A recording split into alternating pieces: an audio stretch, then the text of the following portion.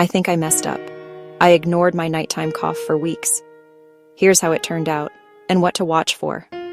Asthma isn't just wheezing. Look for a pattern. Start with symptoms.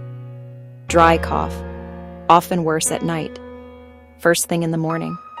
Add wheeze, a whistling exhale. Shortness of breath, chest tightness, like you can't take a full breath. Fatigue from poor sleep ties it all together. Now climb the trigger ladder. Exercise, especially in cold or dry air. Bingo for exercise-induced asthma. Allergens, pollen dust, mites, mold pet dander. Cold air, respiratory infections, smoke perfumes, pollution, even stress.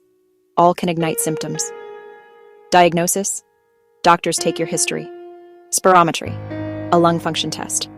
Sometimes allergy tests or x-rays to rule things out. If this sounds familiar, book a checkup.